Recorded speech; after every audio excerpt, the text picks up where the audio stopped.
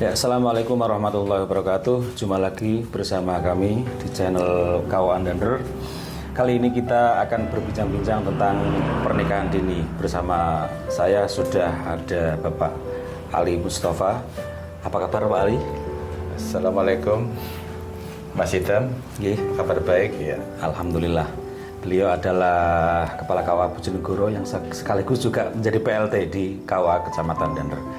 Jadi begini Bapak, akhir-akhir ini marak sekali dengan yang namanya pernikahan dini. Nah, ini juga menjadi salah satu fenomena sosial di masyarakat kita, dan ini juga dipandang sebagai satu masalah gitu. Nah, menurut Bapak sendiri sebenarnya yang dimaksud dengan pernikahan sendiri itu apa sih gitu? Iya, pernikahan dini itu adalah pernikahan yang dilakukan oleh pasangan calon pengantin yang masih berusia di bawah 19 tahun. Oh, iya. Karena dipandang bahwa usia di bawah 19 tahun itu masih dirasakan mentalnya masih belum stabil, Iya. dan kalau ada pernikahan yang di bawah kurang dari 19 tahun, maka dia diwajibkan untuk mendapatkan dispensasi dari pengadilan agama. Gitu. Oke. Iya. Jadi di bawah 19 tahun ya Pak Di ya? bawah usia 19 tahun. Gitu. Jadi lebih baik dicegah atau dilanjutkan itu Pak kalau misalnya? Iya. Sebisa mungkin kita harus bisa menggunakan pendekatan persuasif. Iya. Kita lakukan dengan pemahaman bahwa permasalahan rumah tangga jika dihadapi oleh pasangan-pasangan yang masih di bawah usia 19 tahun itu rasanya dia nanti akan mendapatkan banyak tantangan ya. Sehingga kita sarankan untuk menunda pernikahan itu. Okay. Jika karena sesuatu hal yang harus dinikahkan ya karena suatu sebab misalkan ya, maka kita sarankan untuk mengajukan permohonan dispensasi. Permohonan dispensasi di pengadilan agama ya itu. Nah, terus kemudian begini Pak, yang menjadi keluh kesah di masyarakat itu kan kalau biasanya nih anak-anak sudah pengen banget, terus kemudian juga faktor keluarga kan, orang tua seringnya gini, kalau anak saya sudah menikah nanti sudah ada yang ngurusi seperti itu. Ini juga terkait dengan mainstream masyarakat juga. Nah, bagaimana cara kita mengatasi masalah ini? Iya, kita harus memberikan gambaran apa yang menjadi dampak negatif ketika misalkan pasangan itu memaksakan diri untuk menikah di usia yang masih dini ya, artinya di bawah 19 tahun. Idealnya menikah itu kan pasangan suami itu kalau bisa di usia 24 sampai 25 tahun. 24. Kalau perempuan diusahakan di usia sekitar 22 atau 23 tahun. Itu adalah umur yang ideal. Jika di bawah itu maka akan rentan dengan beberapa permasalahan. Apa di antaranya adalah pertama, itu adalah tentang kesehatan reproduksi.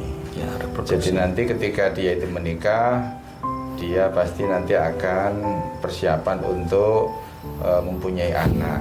Ketika di usia-usia seperti ini, maka nanti akan sangat rawan ketika nanti dia harus mempersiapkan diri melahirkan anak ketika dia di usia-usia yang masih di bawah itu.